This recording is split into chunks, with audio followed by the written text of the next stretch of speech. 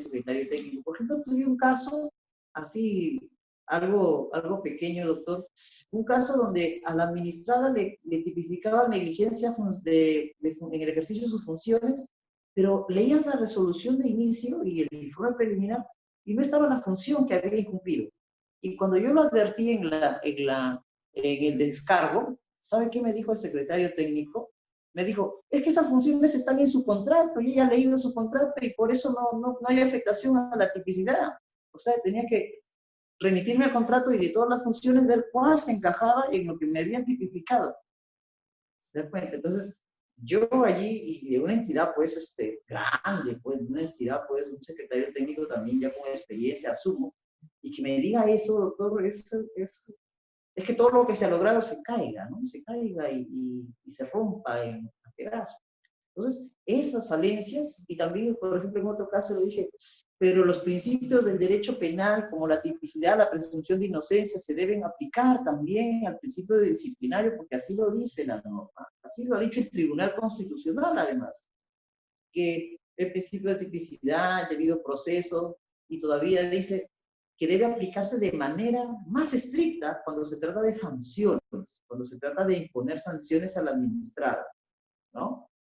Y me dice, no, el derecho penal no tiene nada que ver con el derecho administrativo y por eso acá se le ha respetado su derecho de defensa y ella sabe sus obligaciones, así que está de más que le digamos qué obligaciones ha incumplido en el contrato. Y la tipicidad y la solución de los hechos al tipo, eso sí es preocupante, ¿no? Pero bueno, espero que vayamos a través del tiempo empapándonos más del tema, ¿no? Leyendo un poco más las resoluciones de servir, que también tienen sus cositas servir, ¿no? Porque para algunos sí, para otros no, algunas veces resuelve demasiado apresurado y cuando vemos no advierte los vicios que en otros casos se advierten, ¿no? Yo tengo, gracias a Dios, algunos casos a diferentes lugares del Perú, que gracias a los espacios que tenemos, ¿no? Se contactan, quiero que me lleve otro, y veo todos los problemas que tiene el secretario técnico. Y ya no es problemas logísticos, sino ya son problemas de capacitación, de conocimiento respecto al régimen servil. Y eso hace pues que, como le decía en otra conversación, que servir declare nulo más del 80% de regímenes disciplinarios, más del 80%. Entonces eso sí es preocupante porque no se desarrolla adecuadamente la ley. Quiero entender que es por desconocimiento de los profesionales del derecho, porque en la universidad no llevamos disciplinario. Bueno, en mi época yo no llevé régimen disciplinario. Y obviamente tampoco llevé la ley Servir porque esa ley es moderna, es actual, ¿no? Y bueno, llevamos derecho administrativo, pero casi poco o nada hablamos de derecho administrativo sancionador, ¿no? Y dentro de ello el disciplinario, obviamente no. Pero ahora vemos que como existe Servir, el Tribunal de Servicio Civil se está consolidando, institucionalizando el régimen disciplinario, y eso sí es importante, porque además me va a dar parámetros, no me va a hacer que ejerza, ¿no? Que quiera destituir a alguien porque simplemente yo quiero destituirlo porque no me cae y lo destituimos. No, porque al apelarse a Servir, Servir va a decir, hay estos vicios y debe esta persona ser repuesta, ¿no?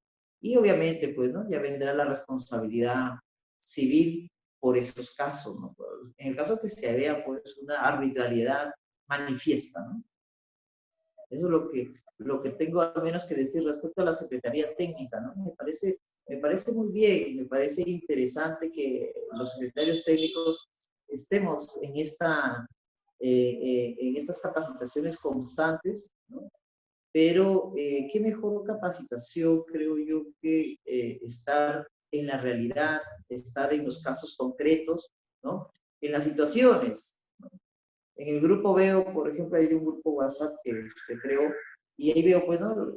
¿Qué pasa en este caso, no? Y todos comentamos, ¿no? A veces ya son preguntas obvias, pero en la mayoría sí vemos que son preguntas, ¿qué pasa, no? Entonces uno se queda ahí a ver si alguien tira la primera piedra y opina sobre eso, ¿no? Entonces, me parece interesante que busquemos nosotros mismos, los abogados relacionados a este quehacer, busquemos manera de alimentarnos, ¿no? capacitarnos constantemente en este tema.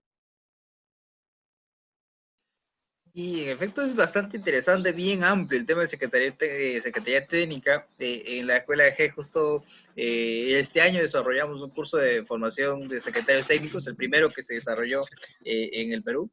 Bueno, y el otro año desarrollamos el segundo. Es muy amplio y justo conversábamos en interno antes de que inicie el programa de que, bueno, Servir como ente rector está dictando cursos sobre disciplinario, pero he tenido la suerte, por así decirlo, de participar en algunos cursos, incluso en los últimos que viene desarrollando este año, pero vemos algunos errores en torno a los mismos capacitadores de Servir, ¿no? Y esto ocurre, o esto se refleja, no solo en el tema de las capacitaciones, sino también en las opiniones técnicas que emite Servir a través de su área legal, ¿no?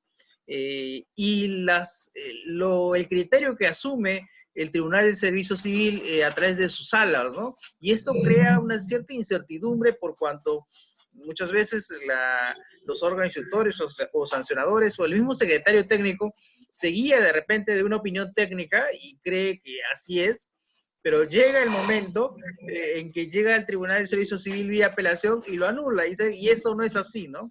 Y es que hay todavía esa diversidad de criterios entre lo que opina el propio Servir en su área de asesoría jurídica y Servir a través de las salas, de los tribunales, ¿no? Eso genera mucha incertidumbre, sumado a que todavía es un régimen nuevo, un régimen disciplinario que todavía tiene pocos años. Recuerden que el 2014, en septiembre de 2014, recién se incorpora, pues, ¿no? Tiene algo de 6 años, 6 años, ¿no? Es relativamente joven, se viene avanzando muchas cosas, pero todavía falta mucho. Doctor, una pregunta. En este procedimiento, ¿qué de nuevo nos trae? Vemos que tiene dos fases, una fase instructiva y una fase sancionadora. ¿En qué va esto y en qué se diferencia de lo anterior que teníamos con las comisiones de procesos, este nuevo procedimiento disciplinario? Claro, este nuevo procedimiento de la Ley del Servicio Civil se va a diferenciar del procedimiento de la 276 en la medida que la comisión de procesos era la que investigaba, ¿ya? Y recomendaba al titular apertura de proceso y una vez que recomendaba, ellos mismos recibían, la comisión recibían los descargos y emitían un informe final en el cual también se llevaba al titular para que aplique la sanción. Es decir, en la ley, en la 276, lo que ocurría es que el titular de la entidad emitía siempre las resoluciones de sanción, absolución, de prescripción, no haber mérito, archivo, todas las emitía el titular de la entidad, las aperturas y las resoluciones finales. La comisión era la que abarcaba todo, investigaba y también, por decirlo así, sancionaba, porque el informe de la comisión que se emitía en ese momento no podía ser, no podía, una vez que se emitía, se elevaba al titular de la entidad y el titular de la entidad, si quería, lo modificaba, pero tenía que fundamentar. Y ahí se hacía un problema el titular. El titular pues tiene otras obligaciones, más funciones. ¿Qué va a tener tiempo para analizar un expediente enorme y de un caso disciplinario? Y simplemente, pues creo yo que ahí aceptaba. En cambio, acá no. Acá hay dos fases importantes y diferenciadas, lo que le da cierta transparencia al proceso, porque hay un órgano instructor que justamente es el órgano que va a investigar. A la par con el secretario técnico que puede hacer una investigación preliminar, el órgano instructor también puede investigar. Normalmente es el jefe de recursos humanos que investiga la falta administrativa. Y una vez que investiga, emite un informe, pero no lo eleva al titular, lo eleva al órgano sancionador, que es un órgano nuevo, es un órgano que desconoce lo que venía hasta esta etapa. Y solamente lo que va a hacer es verificar si todo lo que dice o todo lo que se está firmando está corroborado con las pruebas y el proceso se ha llevado adecuadamente para emitir su resolución de sanción. Entonces aquí sí podemos hablar de varias etapas del proceso en las cuales, de dos etapas del proceso en las cuales uno no se va a contaminar con la otra, ¿no? Lo que ocurre en el proceso penal, ¿no? En el proceso penal hay una etapa instructiva también y una etapa de juicio, ¿no? Todo se lleva a nivel de juez de investigación preparatoria y el juicio oral se lleva con el juez especializado, ¿no? Entonces, vamos a ver aquí también que existen estas dos etapas diferenciadoras que me parece un punto acertado, ¿no? Acertado y que, como le digo, toda esa línea, todo ese camino lo está llevando el secretario técnico, porque él es quien determinó a estos órganos instructores y órganos sancionadores. Es importante porque garantiza de alguna manera, ¿no? Garantiza de alguna manera que las sanciones no sean arbitrarias y que pues quien sanciona ya no tenga una idea previa, sino por el contrario, que quien sanciona va a ser alguien nuevo que no tiene nada que ver con todas las etapas del proceso. Le llega el expediente con el informe del órgano instructor. Y eso pues es bueno, ¿no? Eso es bueno porque de alguna manera tenemos dos decisiones de dos órganos, ¿no? De dos autoridades disciplinarias. Porque puede ser que el sancionador diga sí y el instructor diga sanción y el sancionador verifique y diga acá no hay falta. O sea, acredita, o al menos la sanción que se le está imponiendo o se le pretende imponer no es la correcta y haga un nuevo análisis, un análisis diferente. Normalmente coinciden, ¿no? Normalmente coinciden y eso pues, y además tener una segunda instancia, por decirlo así, porque va a apelar la sanción, corrijo lo de tercera instancia, sino un tercer nivel, por decirlo así, que ya es el Tribunal de Servicio Civil, lo que no existía antes. ¿Qué ocurría? Por ejemplo, yo también, como usted lo señaló, he sido secretario en la Dirección Regional de Educación, ¿no? Y acababa en esa instancia, de acuerdo a la ley 27.444, el órgano superior resolvía las apelaciones, pero no era un órgano superior, pero no era un órgano especializado en disciplinario.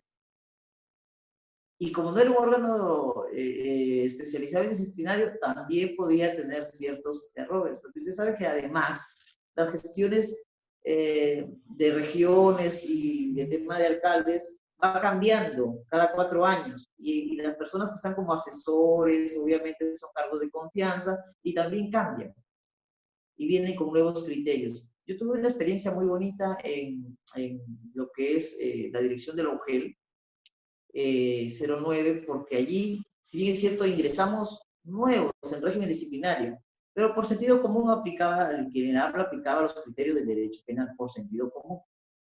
Y no estaba lejos de la realidad, de lo que debe aplicarse. Pero ¿qué ocurría? Ocurría algo importante, que todos los secretarios técnicos de las 9 UGEL que hay en la región Lima provincia, nos reuníamos en diferentes puntos de la región para hablar justamente de temas disciplinarios, analizar y dar opiniones y crear consenso en toda la región de cómo es que se debe resolver la prescripción del inicio, la prescripción de la sanción, esta falta, cuando hay abandono de cargo, cuando no hay, y creamos opiniones, criterios, como un mini pleno, ¿no? De secretarios técnicos.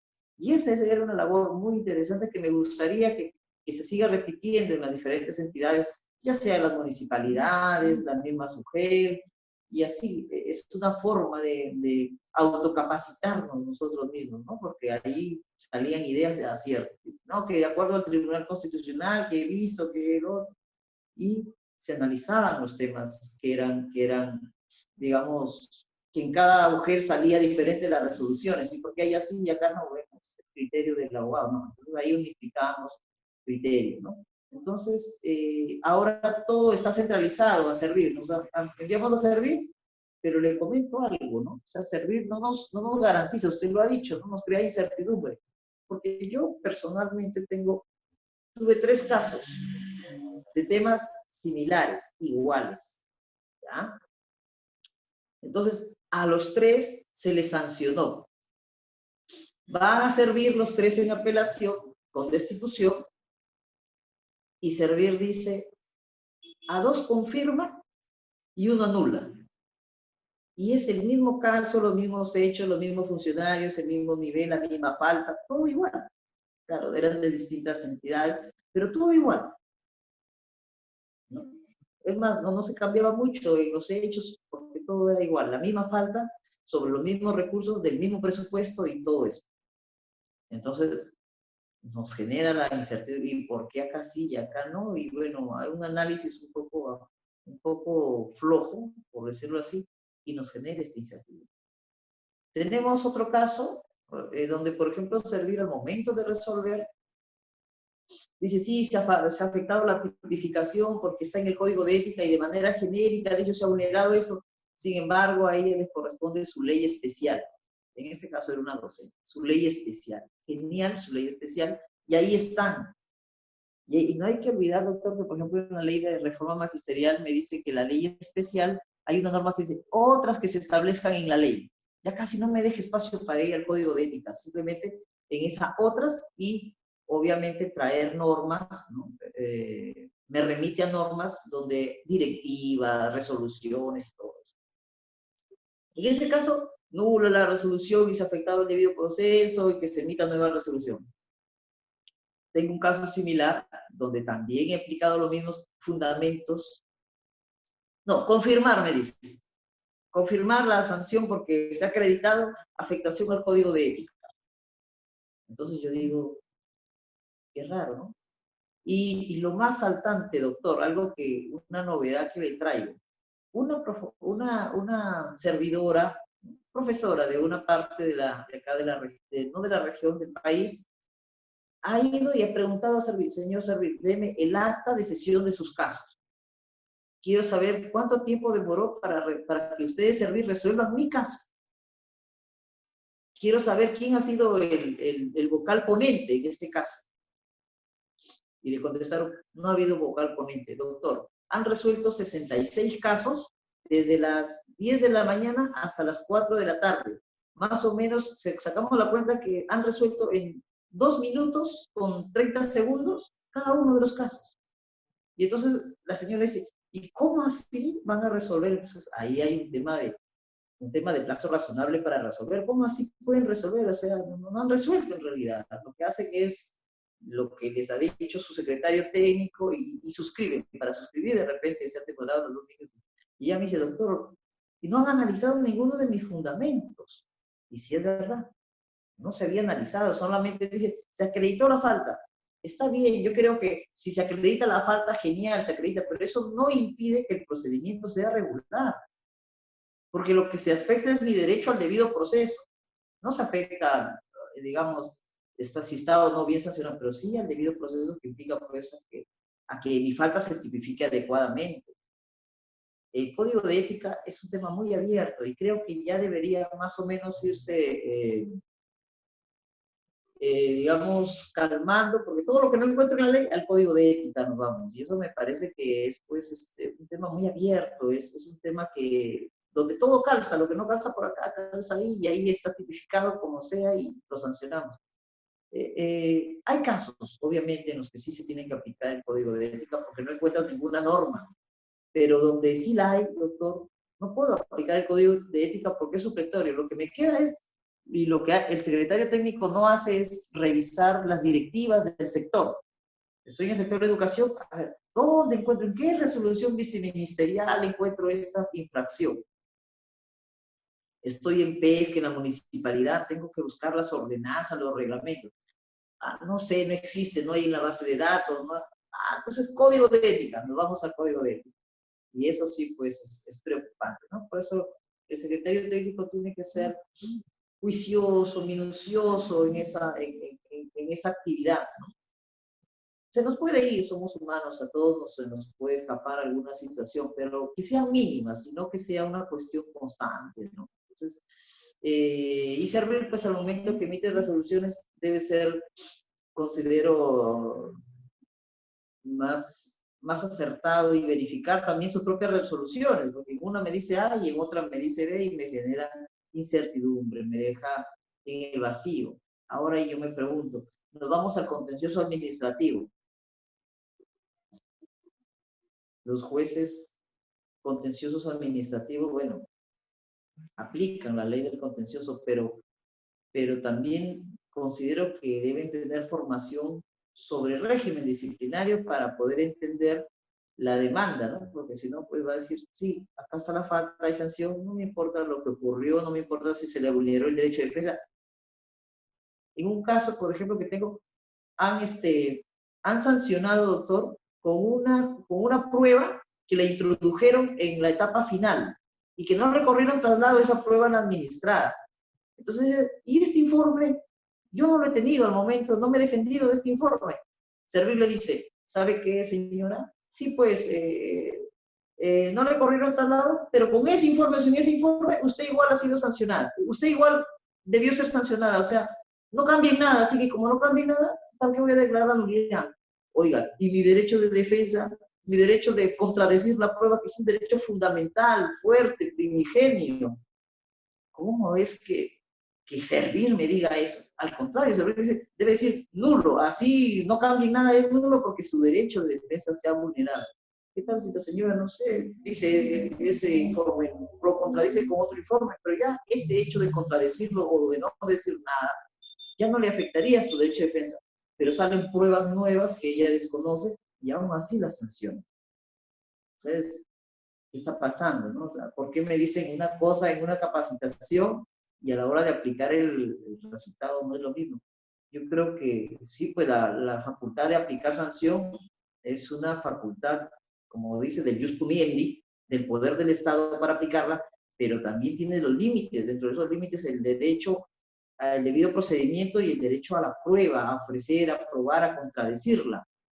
Y eso le han impedido a la administrada. Yo considero que sí hay vicios, ¿no? Desde mi punto de vista así garantista, hay vicios, ¿no? Entonces, vamos a ver cómo se van a ir desarrollando los espacios y bueno, tendremos que criticar algunos errores y felicitar también aciertos que tenga el Tribunal de Servicio Civil, que tengan las autoridades disciplinarias, ¿no?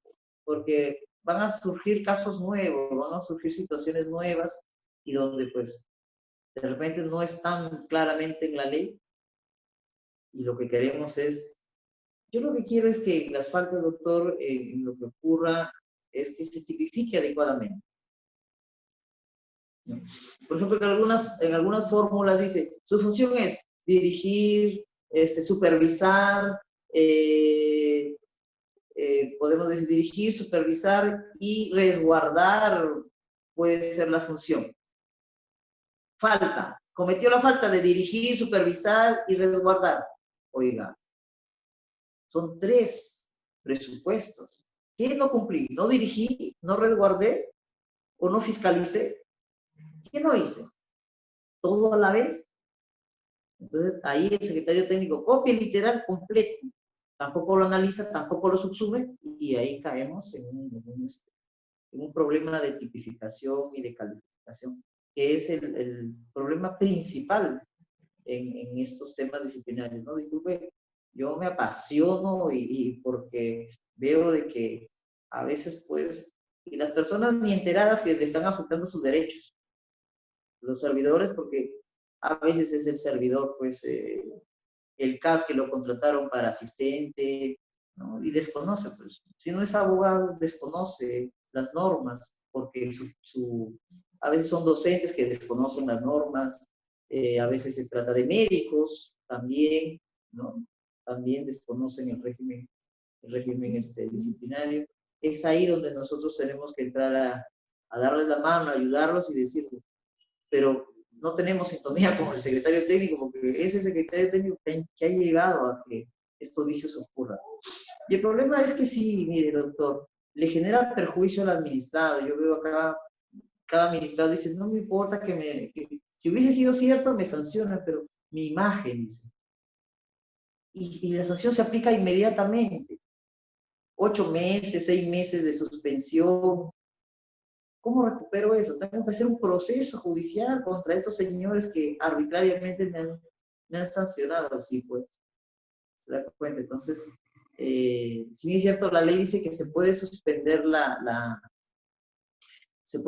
ejecución, siempre y cuando dice que el órgano que revisa la apelación, la segunda instancia, vea que digamos así, de manera palpable, que hay afectación al derecho, al debido proceso, ¿no?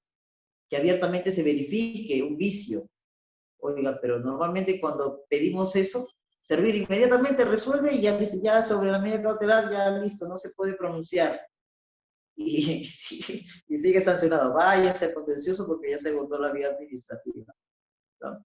Pero bueno, creo que todavía estamos en una etapa, usted lo ha dicho, ¿no? Un proceso nuevo, estamos en una etapa, digamos, evolucionando, cambiando, y en algún momento, pues, debemos ya tener cierta experiencia en régimen disciplinario. Y me parece bien porque ahora últimamente en las entidades, doctor, veo que ya cuando se pide secretario técnico, no solamente ya que sea abogado y que esté colegiado y tantos años de servicio en entidad pública, sino que me piden ya capacitaciones, ¿no? Tener capacitaciones, diplomados, y creo que incluso algunos se van al extremo, quieren maestría en Derecho Administrativo y Disciplinario, ¿no? Entonces ya, eso es al extremo, porque no todas las universidades dan esas maestrías, ¿no? Entonces, hay mucho que hacer todavía, yo creo que sí, y creo que nosotros en estos espacios damos nuestro granito de arena, ¿no? Alguien nos escuchará y dirá, pues, tienen razón o no la tienen, pero de alguna manera estamos empujando este vehículo llamado procedimiento disciplinario, administrativo disciplinario, ¿no? Claro, en efecto, todavía hay muchos vacíos, muchos puntos que todavía me parece que tiene que mejorarse, ¿no? Justo hablando otro de los errores o malas prácticas de tribunal, y es el tema del informe oral, ¿no? Y eso ya es una postura asumida por el Tribunal de Servicio Civil, ¿no?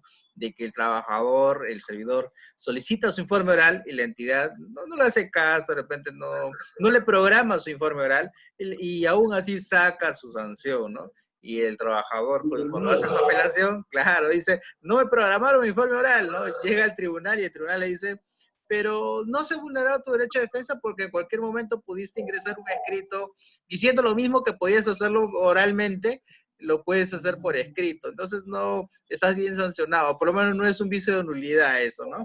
¿Qué le parece eso, doctor, esa práctica de servir? Mire, antes de que tenga un caso, de este caso de esta profesora que le comenté que había pedido todo el acta de sesión, el día de la sesión y todo eso, yo me sorprendí que tenga todo eso a la mano y que se lo hayan dado. Y me dice también, yo le digo, yo tenía el mismo criterio de servir. Mire, el mismo criterio de servir. Bueno, pues es el informe oral, sí, pues si todo vas a decir lo mismo que has dicho en tu apelación. Entonces, sí, pues digamos, dilatar el proceso y servir ya lo ve como algo innecesario y que no afecta a su derecho. Genial, para mí está bien. Pensaba así. Pero esta docente me instruyó, me enseñó algo diferente. Y me dice, doctor, o sea, yo hubiese aceptado que no acepten mi informe oral si salía fundada mi apelación y revocaban. Ya pues ahí no era necesario porque ya no había ningún perjuicio para mí. Pero si me van a sancionar, tienen que escucharme. Porque la Convención Americana de Derechos Humanos dice que es un derecho fundamental el ser oído. Y me hace recordar al principio de inmediación procesal, ¿no? Donde el juez, en el caso del derecho procesal, el juez tiene que escuchar a las partes, que ver, tener contacto directo con las partes. Y en este caso, pues, sí, así sea para el tribunal innecesario, ocioso, le quite tiempo, tiene que conceder a quienes le soliciten porque es un derecho fundamental el derecho a ser oído. Así me diga lo mismo, ya lo oí. Muy bien, señor, puede retirarse. Gracias. Porque es una regla, es una norma, es un derecho que está allí, que no lo... Porque si no dijese, el derecho a ser oído, el derecho al informe oral, solamente se dará si es que el tribunal lo considere pertinente, ¿no? Si se reserva ese derecho. No, no es porque a alguno le puede dar sí y a otro no, y al final no le da a nadie. Si no le da a nadie, ¿para qué existe ese derecho? ¿No? Entonces, me hace pensar la profesora, quien le tengo mucho respeto, y digo, está en lo cierto. Sí, pues, así ella vaya a decir nada, tiene derecho a que la vean a los magistrados de los locales del tribunal y que le digan, señor, soy inocente. Ya con eso, ya la escucharon y ahora sí, y me están sancionando, cualquier cosa puede decir. ¿Por qué? Porque hay que darse cuenta, doctor, que el derecho al informe oral, el derecho a ser oído, tiene dos vertientes, ¿no? Vamos a ver aquí, por ejemplo, que se hace a través de la defensa técnica, y lo puedo hacer lo que llaman la defensa material en derecho procesal. Es decir, yo mismo, con mis propias palabras, yo no soy abogado, no sé de principios ni de derechos, simplemente voy a decir mi verdad. Señor, yo no cometí esa falta. Yo no hice eso. Yo no sustraje ese dinero, yo no sustraje porque mi función es esta. Míreme, quiero que vean a ver si mis palabras me van a creer o en el documento, o no lo sé, o si ustedes están convencidos de algo. ¿Se da cuenta? Entonces, de alguna manera sí, el derecho al informe oral sí es importante, sí me puede generar convicción o no, ¿no? Por ejemplo, mayormente en temas de tocamientos, en temas de, de violación, ¿no? Entonces hay que ver a la persona, a ver, yo creo que con las máximas de la experiencia, los magistrados se pueden percatar al momento de hacer las preguntas, al momento de que se conduce esta persona y tener, digamos, mayor apego a lo que se va a decidir, estar más convencidos si lo sancionan o lo absuelven. De alguna manera es una ayuda eso, ¿no? Y además, le vuelvo a reiterar, un derecho fundamental, que está en la Constitución, que está en la Convención Americana de Derechos Humanos, que está en la misma ley Servir, en el reglamento del Tribunal de Servicio Civil, entonces está en todos lados y no se aplica, no se aplica, ¿no? Entonces no debió ponerse, ¿no? Si es un tema netamente administrativo, no debió considerarse.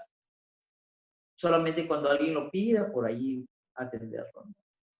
Sí, me parece también una afectación grave al derecho de defensa. Ayude o no ayude, es una afectación al debido proceso, ¿no? En este caso al debido procedimiento, porque lo establece la norma. Y sabemos que son principios, y estos principios se entienden como las bases del derecho administrativo, como las bases inquebrantables del derecho. Es decir, los principios no pueden ser quebrantados y tomar una decisión desconociendo estos principios. Entonces no estamos aplicando el derecho, sino estamos aplicando sentido común, estamos a criterios, digamos, personales, pero no aplicamos el derecho. Nosotros como abogados, en este caso, en la defensa de los administrados, debemos hacer ver, y siempre les he dicho a mis patrocinantes, y tenemos que ir hasta la última instancia, si tenemos que ir hasta la Corte Suprema para que reconozca que ese derecho se ha vulnerado, tenemos que hacerlo. Y le digo, porque su honor, su reputación, todo está ahí en juego. Ah, sí, doctor, qué bueno que estamos en esa línea.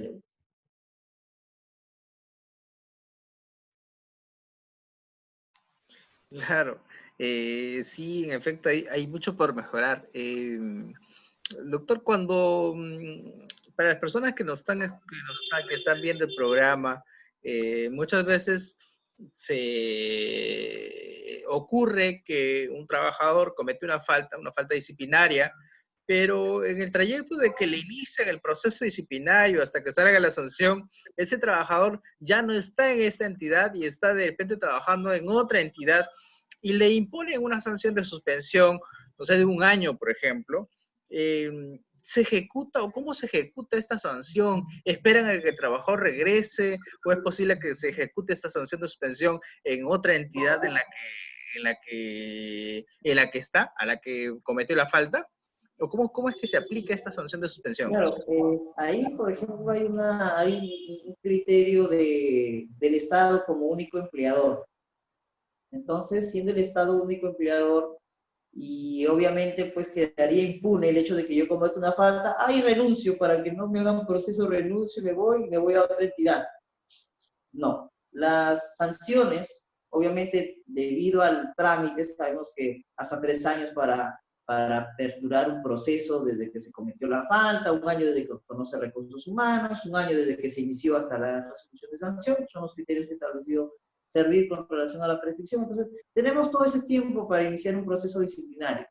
Y durante ese tiempo, el trabajador, al renunciar o al terminar su vínculo a través de contratos, ¿no? Era un caso, de repente terminó su contrato, obviamente, al emitirse una sanción, se tiene que emitir una sanción como servidor porque él ha sido servidor al momento que cometió la falta. Es decir, no es un ex servidor porque ya no está. Error, ¿no?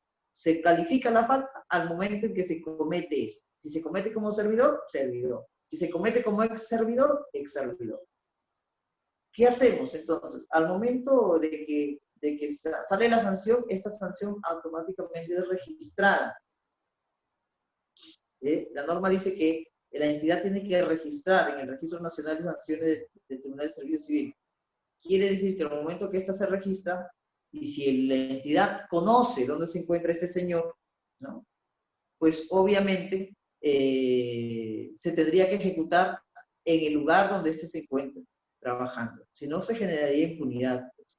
Si no, ello implicaría que toda persona que comete una falta hace su cambio o renuncia y se presenta a otra entidad, quedaría impune, ¿no? Y podría ir por entidad y entidad cometiendo faltas de esta naturaleza sin ser sancionado.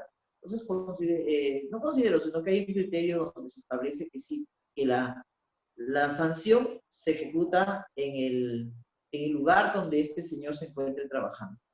Porque a veces hasta en la misma entidad era de repente, no sé, asesor y ahora es gerente, ¿no? También, digamos que las sanciones tienen que ser ejecutadas, porque si ello no es así, genera impunidad y generaría que ciertas personas se vean beneficiadas con ello y puedan de alguna manera sacarle la vuelta, como se dice popularmente, a la ley.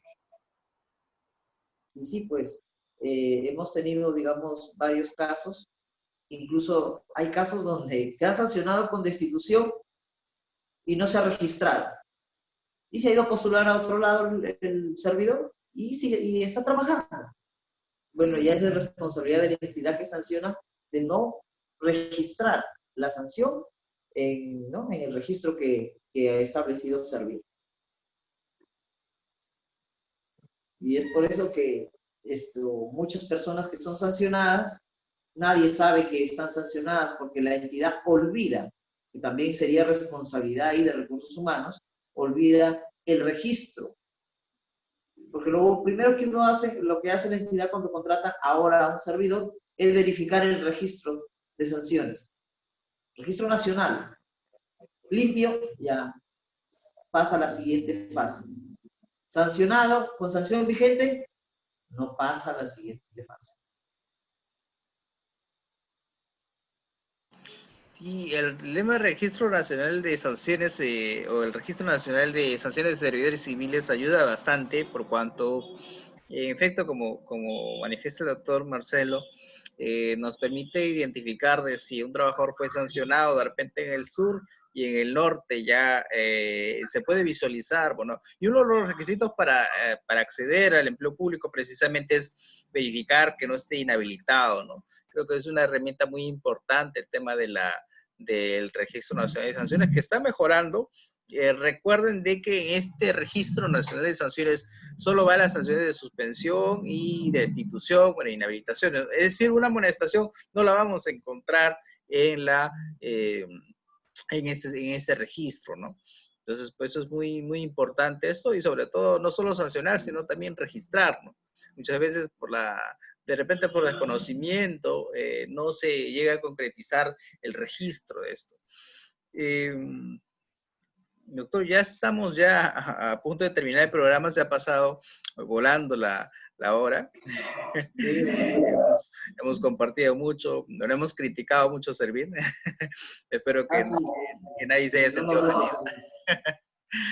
Pero críticas constructivas, que de repente ellos se dan cuenta de algunos errores que se están dando, ¿no? Sí, yo me imagino que sí, en realidad son temas que son muy importantes por cuanto justo como lo decía el doctor Marcelo, en las clases que ellos dictan, indican la importancia de esto, ¿no? La importancia de cosas que no se cumplen en la realidad, ¿no? Yo creo que es necesario cambiar esta situación y ir mejorando esta situación. Una pregunta final ya, doctor, ya con eso para ir terminando. Si bien el procedimiento disciplinario tiene dos fases, fase instructiva, fase sancionadora, a cargo de autoridades diferentes, pero el secretario técnico que acompaña durante todo el procedimiento es el mismo. ¿Esta situación podría influir en la decisión final? Es decir, podría de repente, al ser el mismo secretario técnico en fase instructiva y fase sancionadora, podría llegarse a un resultado de repente eh, que ya esté un poco dirigido desde el inicio. ¿Considera esto o no es así? Bueno, como le dije al empezar nuestra conversación, le dije que el secretario técnico delimita el camino del proceso disciplinario, ¿no? Establece quién es el órgano instructor y sancionador, tipifica, subsume los hechos, investiga.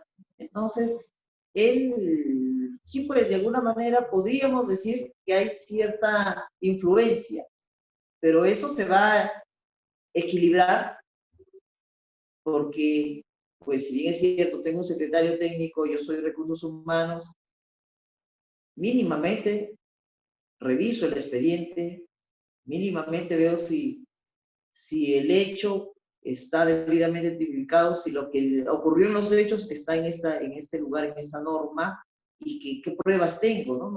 No voy a recibir como prueba declaraciones, ¿no? ¿Qué pruebas tengo para poder aperturar? O en todo caso, recomendar en la apertura algunos actos de investigación que me ayuden a esclarecer. Bueno, sí. Y en la sanción, también debo informar, ¿no? Debo, al momento de que se sanciona, por regla general, todos sabemos, todos los ciudadanos sabemos que se sanciona con pruebas, necesito ver las pruebas.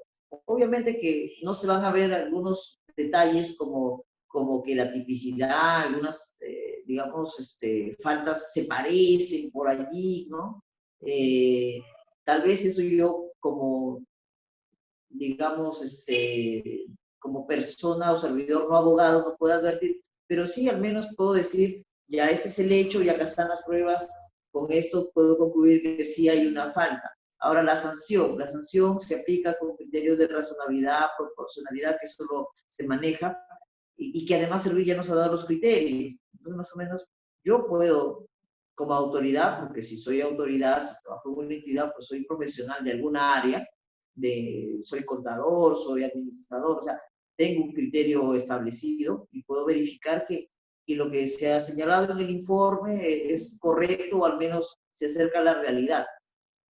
Pero sí hay un punto importante que nos estábamos olvidando y ya, bueno, de repente la hora nos gana, doctor, es que también las autoridades del régimen disciplinario deben ser capacitadas para que podamos hablar tanto los secretarios técnicos con las autoridades el mismo idioma.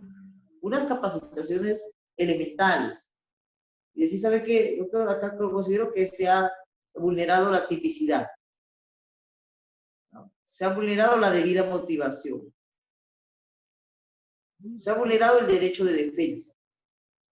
Entonces, cosa que así también, pues, el órgano instructor y sancionador no solamente va a firmar a ciegas, sino también tiene conocimiento de cuál es el procedimiento. Solamente así considero que se va a afinar el procedimiento, va a tener cierta consistencia, porque si no, pues, imagínense, no quiero ir, digamos, al extremo, pero imagínense que el abogado de secretario técnico no conoce mucho, recién tiene, digamos, algunos meses en régimen disciplinario. El jefe de recursos humanos no conoce, el órgano sancionador tampoco, nadie conoce. Se guían del secretario técnico, y lo que ha ocurrido muchas veces, ¿no? Y ya nulo todo, ¿no? Cuando llega el caso nuevamente prescrito, ya no está ese secretario, en fin. Entonces, sí, pues, y a mí me ha pasado, porque a veces he ido a algunos órganos instructores, doctor, pero si usted lo ha hecho ya, pues estará bien, ¿no? Sí, pero léalo por si acaso, porque al final usted va a resolver. No, doctor, ni tiempo tengo para revisar esto, ya, listo, ya, uno menos, ¿no? Eso es lo que digo. Entonces, también se necesita cierto compromiso de las autoridades, ¿no? De que ahora todo lo tenemos a la mano en internet. Antes, cuando yo estudiaba, tenía que comprar un libro físico, si no, no había información. Pero ahora todo está en internet, ¿no? Entonces leo, a ver, tipicidad, voy a ver, ¿qué dice tipicidad? ¿Qué es tipicidad? Y ya me voy ilustrando, ¿no? Ya voy aprendiendo, ¿no? Entonces, eso también, y por esos errores, por, digamos, esta falta de interés de las autoridades disciplinarias, pues allí sí podemos decir que el secretario técnico sí ahí influye en toda la etapa del proceso, porque no encontramos, digamos, barreras o filtros que diga, oiga, secretario técnico, pero en mi capacitación de servir o lo que yo he leído en la computadora sobre esto, no es así como usted le está poniendo. O hay un nuevo criterio, he leído la resolución de servir tal, y el criterio dice que esto no es así. A ver, revíselo, por favor. Y el abogado de Secretaría Técnica va a ir con mayor criterio. Hay casos donde sí es abogado la persona que, órgano instructor y sancionado, ahí podemos hablar el mismo idioma. Pero en otros casos, la verdad que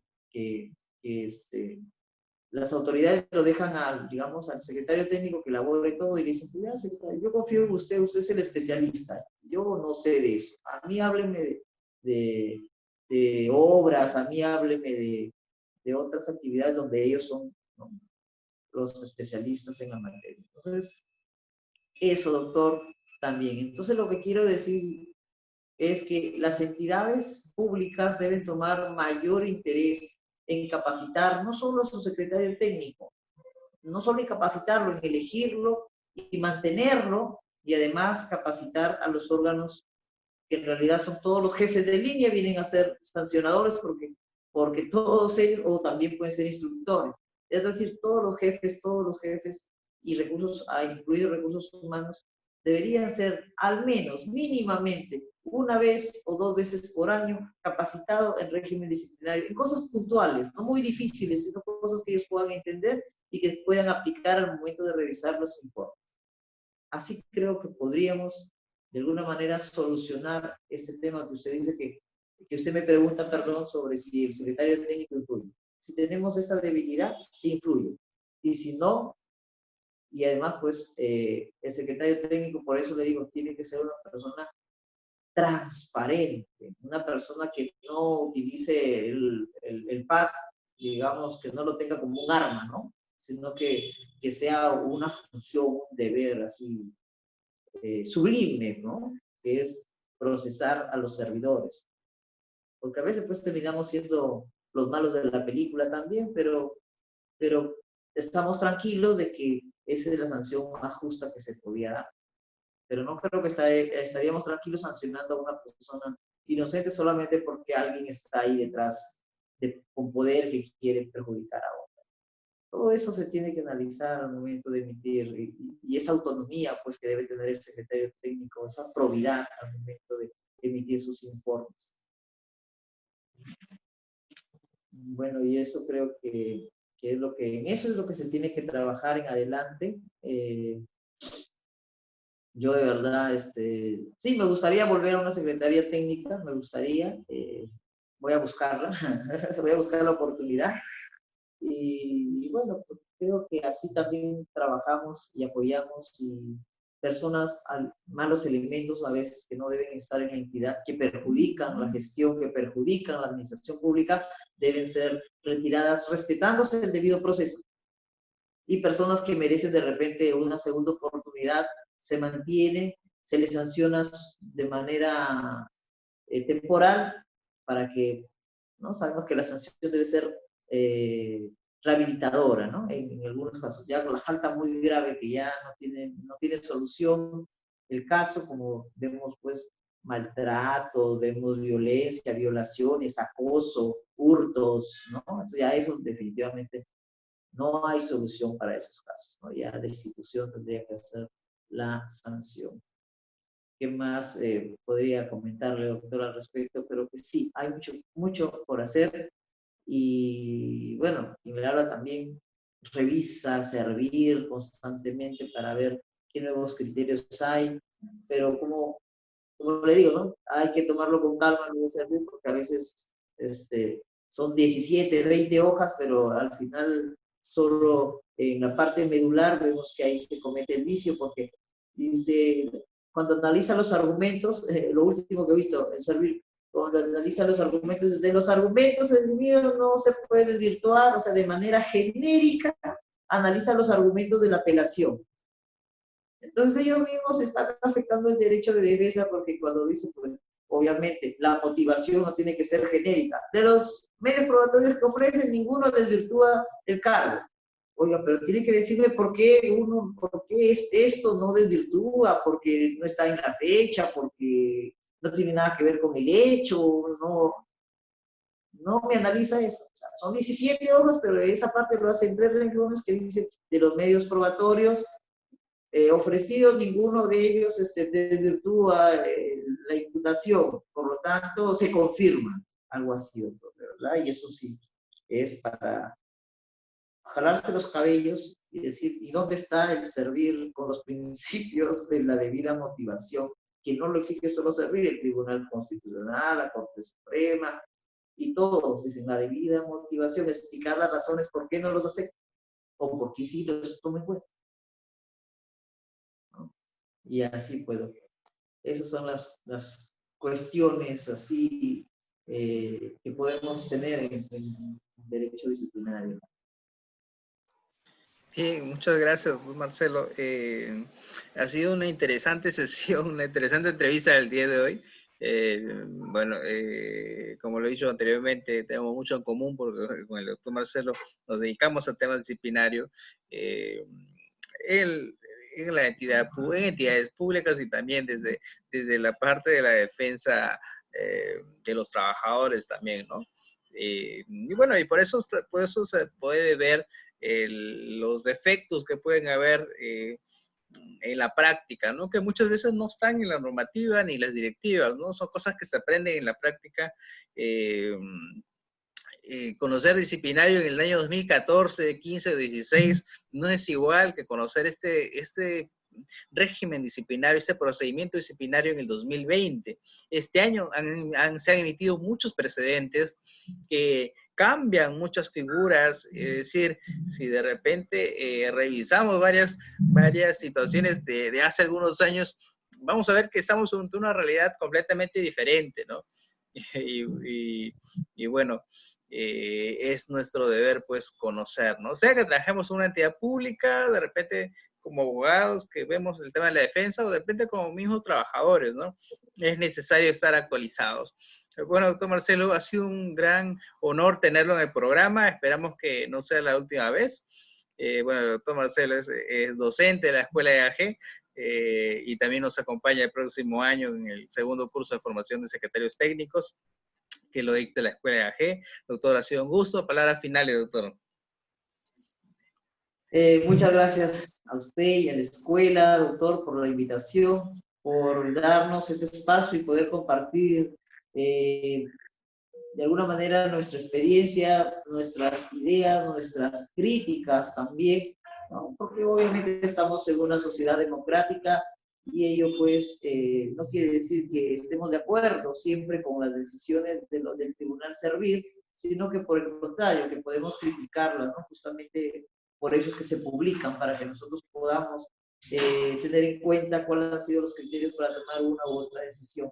Y esos espacios sirven justamente para poder tomar posiciones y sobre todo dar algunas alternativas de solución, ¿no? De dar, como acabo de señalar, pues, las capacitaciones deben ser constantes en la entidad pública y no solamente al secretario, sino también a las demás autoridades y como usted lo ha señalado, a todos los servidores, porque en alguna vez también voy a ser procesado y apenas me venga una apertura voy a temblar, pero si ya conozco, ya sé, voy a tomar con mayor calma e incluso puedo advertir algunos errores que mi abogado de repente no lo puede advertir al momento que haga el descargo. Entonces, sí, pues le agradezco, doctor, la invitación nuevamente y sí, espero que haya una próxima oportunidad. Gracias también por invitarme al segundo curso de secretarios técnicos. Para mí siempre un honor. Muchas gracias y Dios lo bendiga, que tengan todos muy buenas noches. Bien, muchas gracias. Bueno, gracias a todas las personas que han estado conectadas en la transmisión del día de hoy. Nos vemos la próxima semana con un tema interesante. Tenemos a un gran invitado la próxima semana, así es que no se pueden perder nuestro próximo programa. Que tengan un buen inicio de semana, porque estamos iniciando de semana. Buen inicio de semana y nos vemos en una próxima oportunidad. Muchas gracias. Buenas noches.